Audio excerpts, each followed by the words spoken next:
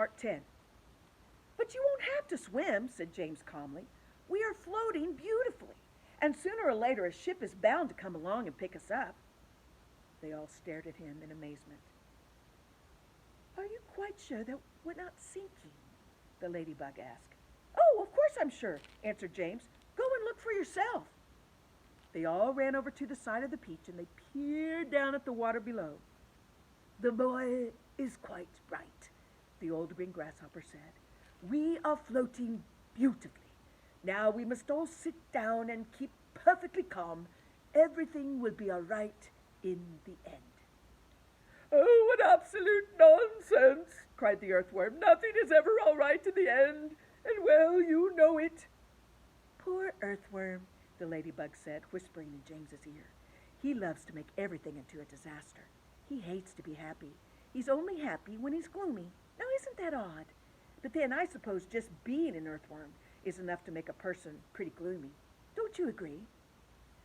If this beach is not going to sink, the earthworm was saying, and if we are not going to be drowned, then every one of us is going to starve to death instead.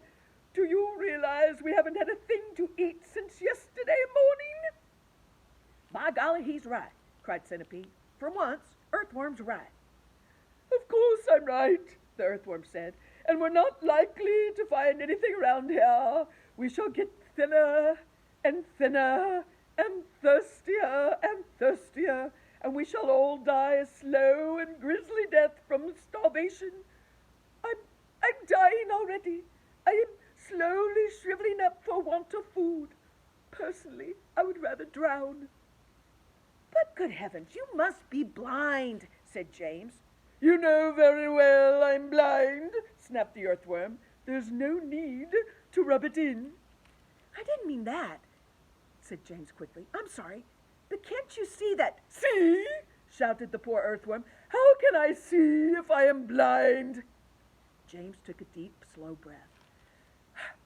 Can't you realize, he said patiently, that we have enough food here to last us for weeks and weeks? Where? They said. Where? Why, the peach, of course. Our whole ship is made out of food. Jumping Jehoshaphat, they cried. We never thought of that. My dear James, said the old green grasshopper, laying a front leg affectionately on James's shoulder. I don't know what we would do without you. You are so clever. Ladies and gentlemen, we are saved again.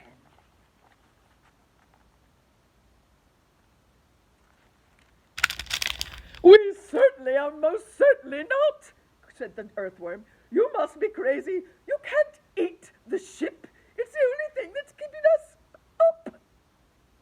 Well, we'll starve if we don't, said the centipede. And we shall drown if we do, cried the earthworm.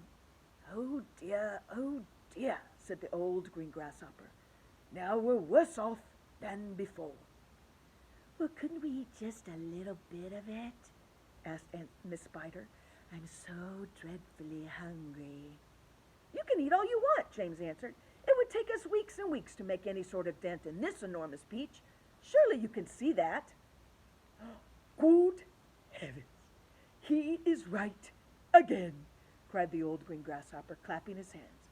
It would take weeks and weeks. Of course it would. But let us not go making holes all over the deck.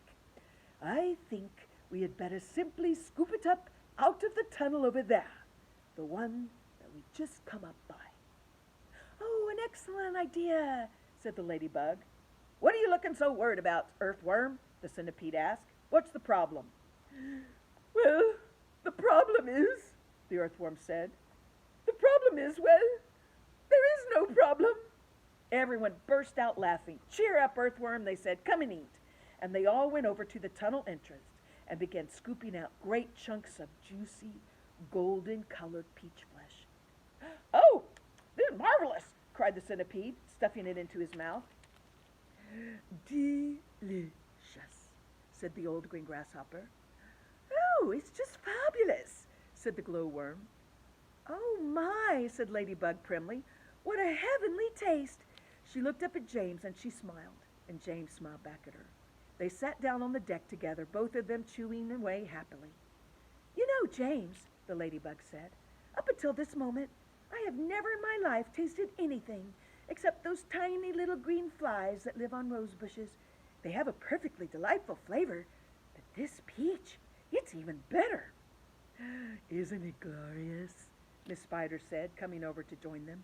Personally, I'd always thought that a big, juicy, caught-in-the-web, bluebottle fly was the finest dinner in the world, until I tasted this. What a flavor! The centipede cried. This is terrific. There's nothing like it. There never has been, and I should know because I personally have tasted all the finest foods in the world.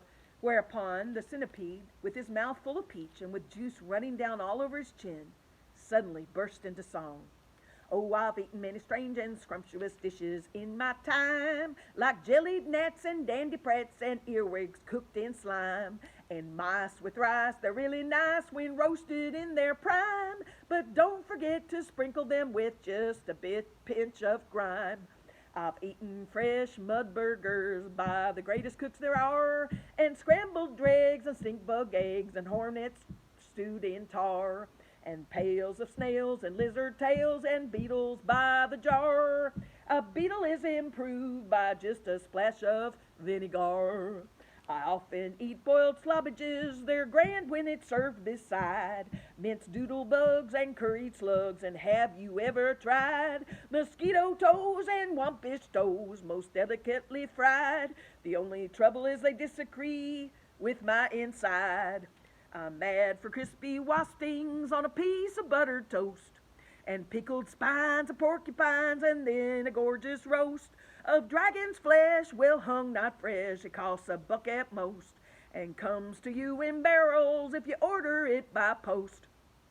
I crave the tasty tentacles of octopi for tea. I like hot dogs, I love hot frogs, and surely you'll agree. A plate of soil with Injun's oil, a super recipe. I hardly need to mention that it's practically free. For dinner on my birthday, shall I tell you what I chose? Hot noodles made from poodles on a slice of garden hose, and a rather smelly jelly made of armadillo's toes. The jelly is delicious, but you have to hold your nose. Now comes, the centipede declared, the burden of my speech. These foods are rare beyond compare, some are right out of reach, but there's no doubt I'd go without 1,000,000 plates of each for one small mite, one tiny bite of this fantastic peach.